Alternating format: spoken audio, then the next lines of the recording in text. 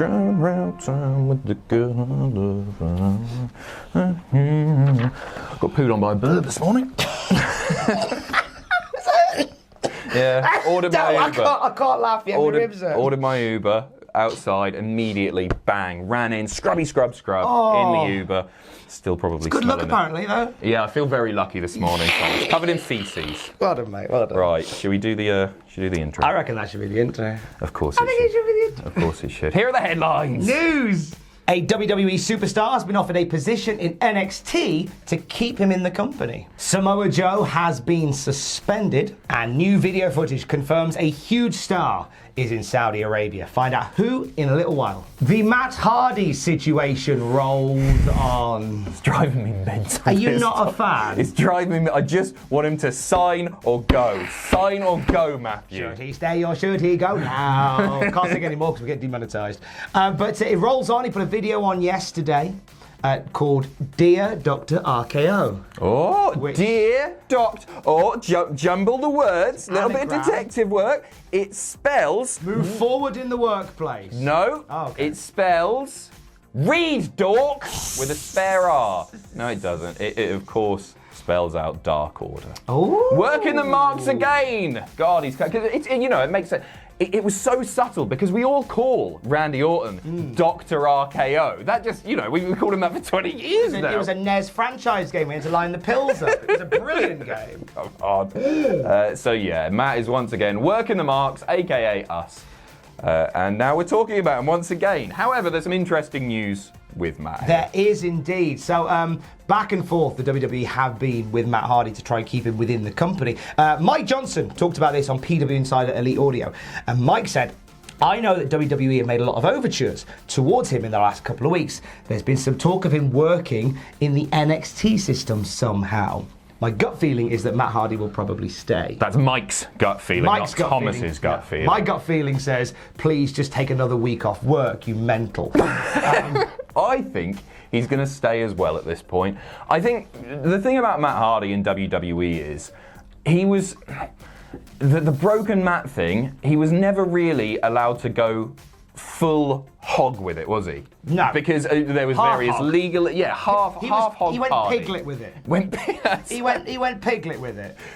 I just feel sorry for him because it was the hottest thing in all of pro wrestling for this sort of 6 month or so period, and then all the various legal issues and everything just meant that he couldn't go fully into it. But also, I always got the impression that WWE didn't want him to because it didn't feel like it was their thing. And if they don't invent it, they don't necessarily want it to work, even if it's money. It is standard WWE. Like, it's either their thing or they're going to do their own version and make it even better. And spoiler, it is never better. It is like New Coke. It is never as good as the original one, but they will not admit that. No. And so Woken Matt Hardy, it was fun. He just laughed all the time. That's all he was doing, wasn't it? It was just lots of laughing. It wasn't the same. The killer, the money is the laugh. That was all they watered it down to, and that was them really giving creative control to Matt Hardy, and it was nowhere near the creative excellence of Matt Hardy. They even gave him a final deletion, didn't they? But nobody talked about that one. No, nobody talks about that one because it wasn't the same. It just wasn't the same. I think this must be a very tempting offer for Matt Hardy. They've apparently offered him lots more money to stick around, but the NXT thing, just on its own, like that's got to be pretty appealing in that. He'll be able to work with the next generation of WWE Superstar. The guy has so much to give. We talk about it all the time, but the guy is like, he's a consummate professional. Yeah. He's got so much experience in wrestling. And if he could, pass that on to potential new faces of the company even. But it's whether or not that's going to be enough for him. Yeah. Like, I feel like he wants to explore more of his creative And outlets. He said that was his number one. Yeah. And I think like he could genuinely be that shot in the arm for the Dark Order. I know it's a cliche to go, I want to see Matt Hardy in AEW as part of the Dark Order, but that angle has been so hit and miss, so hot and cold and yes and no, in and out and up and down, that it needs somebody like a Matt Hardy to come in to give it that little extra. I think you're going to be sorely disappointed. I agree with you, by the way, Thomas, but I think we're going to get there and the big reveal is going to be horribly underwhelming. Oh my God, it's Michael Tarver! He came to mind there. I knew it was Tarver all along. Oh, I should have guessed. Michael Tarver is an anagram of Dark Order. I was rubbish. It won't be Raven. It won't be Raven. Because that's not an anagram of Dark Order. No, exactly. It's got to be somebody. Maybe it's Dr. RKO himself. Runrow. Runrow. It's an anagram of Raven. Jesus Christ. Joe. Not my words, the words of a stressed barista. And the words of the crowd when Samoa Joe comes out to say hello. Something he won't be doing for at least 30 days now. Unfortunately not. It was announced yesterday that Joe has been suspended for 30 days for his first violation of the wellness policy. Now, the interesting thing about this is, this was rumoured like 3-4 weeks ago even, and then it didn't happen. And then Joe reportedly got injured shooting a commercial for WWE. He was involved in some sort of table spot and concussed. And so he wasn't going to be on TV for a bit anyway, and now he's suspended. They knew all along, didn't they? They knew. I've got it in my head, right, that they had plans for him, maybe leading up to WrestleMania. Maybe we'll see like a big multi-man Viking Raiders and Joe and Kev versus Seth and his buddies. Maybe that was the plan for WrestleMania. So they wanted to keep him around, and then they were going to suspend him after WrestleMania. This is all, you know, speculation and just thought, but it's weird that this Jesse news Ventura's got nothing on you in terms of wrestling conspiracies. This isn't how the wellness policy is meant to work. I've got it in my head now that he can't wrestle anyway, so bang, suspend him for a bit. While he's off TV anyway, you might as well suspend him. But that's not the way it's meant to work. That's not fair, Vinny. You tell him. If that's what happened, that's all speculative. Don't read too much into that. Adam Pachici's conspiracy theories coming to the YouTube channel very, very soon. Get your spoiler head chicken tinfoil hats on soon. I'm really worried for Joe now because I think this is him, and it's gutting to say, I think this is him done. Wow. In WWE. Not necessarily done as in gone for good, but I don't think they're going to invest him after this. It's bad enough to be seen as injury prone, which Joe at this point, unfortunately, is seen in that way. But then to get a wellness policy suspension, that's not good. It's one of them where if the company is truly invested in you, if you are injury prone, they will persevere. Like, a lot of people were quick to label someone like Tegan Knox with that.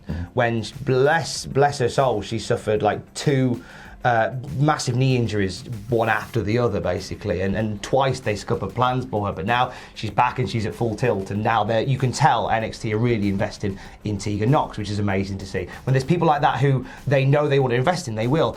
Will they, with Samoa Joe? I just don't know. It's a different kettle of fish, isn't it? Because Tegan Knox is like 12, Samoa Joe's like 52. It's true. I'm kidding. But yeah, Samoa Joe is significantly older. He's ex-Impact. That's where he made his name. And so maybe they don't want to invest in him for that. No, because they did with AJ Styles. I do think we're past that. That was unfair. But I just don't think they will. I want Joe to have his WrestleMania moment. I want him to do something big at WrestleMania, and it's certainly not going to be this year now. No, and whether it be ever, I don't know. He should be a world champion. He's the total pack. He's so unique in the ring. He's one of the best talkers in the biz. Top 3 for me. Bless him. I'm gutted for him. We'll keep you up to date with the Samoa Joe situations it involved, but for at least 30 days, we won't see much from him. Tomorrow night, Super Showdown in Saudi Arabia. Just out of interest, I went online to look at tickets and the prices of tickets. You're going to fly out now? Well, do you know what? Limited viewing, limited visibility seating for like the equivalent of a £5. Wow. It's pretty good. But then there's like VIP silver packages for 450 quid. So yeah, that's not bad. That's about the price. No, like WrestleMania, in fact, it's a few grand for a VIP seat. That's all right. And this is as big, if not bigger, than WrestleMania. It is comparable in size to WrestleMania. So it's on some of the adverts that time. So it's coming up tomorrow. We saw video footage yesterday of the Superstars landing in Saudi Arabia, and interesting little face popped up amongst all of them. So yeah, it'd been rumoured already. I think it'd been reported by Dave Meltzer that The Undertaker was flying out to Saudi Arabia. That has now been confirmed. Enjoy Saudi, which I can only assume is the Saudi Arabian like tourist board official account. Maybe? It's the positive one. The other one is Endure Saudi. Jesus Christ. They tweeted a video showing all of the WWE superstars arriving, and there he is, bloody mean Mark Callis. He's there. He's in Saudi Arabia. What does this mean, Thomas? It means that he probably went to the duty-free shop and bought a massive Toblerone, as we all do once we land. Okay. And then asked several people where the taxi ranks are. Probably stopped and had a coffee before. Spent ages waiting for their bag to come around. Plenty of that. I'll give you a sensible suggestion. I think AJ winning the gauntlet, winning the mountain trophy, and then bong. That's what I said. Did you? Exactly what I said yesterday. So he's going to do that, and Taker's just going to come out immediately. He won't trash the trophy. That'll happen on Raw. By the way, he's confirmed for Raw. Where was it? March the 6th. March the 9th. March the 9th. It's like a 6th the other way around. Yeah, hello. Nice. Taker is going to be there in Saudi Arabia. We don't know what he's going to do, but the reports are that he's going to be in a match with AJ Styles at WrestleMania, and this seems like perhaps a sensible time to start setting that up. How would you feel if you were waiting for your bag to come round at the airport? Mark Calloway was there. What does his bag look like, do you reckon? I reckon it's a real... I reckon he's bought a real standard sort of black suitcase, but he's put some really colourful sellotape round it so he knows it's his. I've got nothing to add to that, Thomas. Should we move on to the next and final story? Finally, one must not forget about Keith. No. He has been on an absolute tear in NXT over the past few months. He is a star on that brand. Without a doubt. But will he be part of WrestleMania this year? Bit of family fortunes for you. Unfortunately, it doesn't seem like he is going to be there. Dave Meltzer reporting Keith Lee not on the card, and he probably won't be because he'll be on the card the night before. And you know what? Everybody's desperate to see Keith at WrestleMania, but I actually think that's fine. I do think that's fine because there's always next year. I also don't want a wealth of NXT guys on a already bulbous WrestleMania card.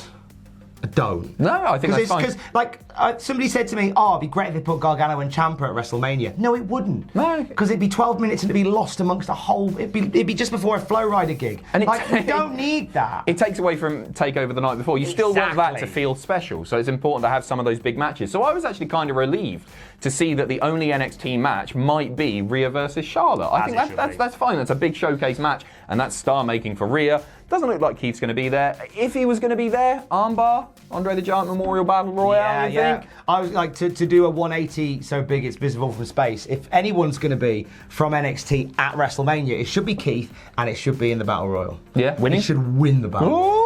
Very nice. Only put Keith in if he's going to win. Don't make him just a competitor. It's almost a death sentence, though, that bloody trophy, isn't it? Who's done anything with it? Who has it benefited? Mojo? Absolutely not. He was just, Gronk was there, and so they did Gronk. that. Show won it, Cesaro. I'd like to remind you that Mojo was a champion this year. That's true, he was the 24/7 champion before Riddick Moss. Riddick wasn't on TV this week, or Mojo. Oh, God, they're giving up already. That's ridiculous. Oh, news. Great. No one's benefited. No. So don't give it to Keith. Don't give it to Keith. Don't you give it to Keith. No. See ya. Have a lovely day.